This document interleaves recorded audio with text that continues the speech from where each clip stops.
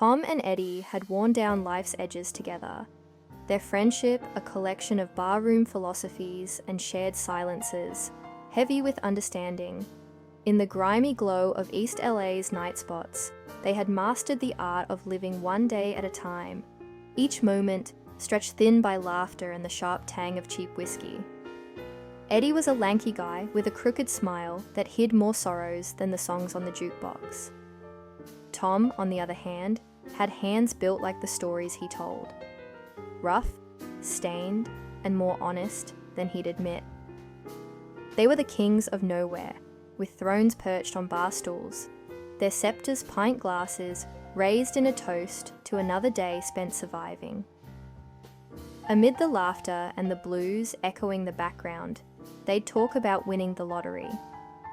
"We'd buy a motorhome," Eddie would declare, his arm slung around Tom's shoulder, "and travel the world." Then, like a bad joke with no punchline, Eddie up and died. Heart gave out. Too much living, the doc said. Tom figured it was just not enough reasons to stop. The funeral was a quiet affair. Even the priest seemed to be in a hurry to get somewhere else. But Tom, he lingered, his heart heavy like his boots, mud-caked and worn. In the weeks that followed, every place Tom visited was haunted with the ghost of Eddie's laughter. Every beer they had shared, now a solo act. Tom's apartment became a mausoleum of moments they'd collected, each object a relic, every dusty corner filled with Eddie's absent presence. Tom's days blurred into nights filled with the static hum of loneliness. That was until he found a scrappy stray dog rifling through a trash can near the Rusty Anchor, the bar where he and Eddie had shared countless nights. The dog had a wild, scruffy look and eyes that sparkled, with a mischievous glint reminiscent of Eddie's laughter.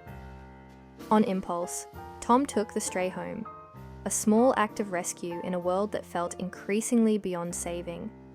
He named the dog Bud, after Eddie's favorite beer, a small homage to the friend whose absence colored every quiet moment. Bud's presence brought a new rhythm to Tom's life, his antics a daily reminder of Eddie's unpredictable humor. One afternoon, tasked with the somber duty of sorting through Eddie's belongings, Tom tackled the small mountain of clutter in Eddie's room. Clothes, old concert tickets, and worn-out books, each item a chapter in Eddie's vibrant history.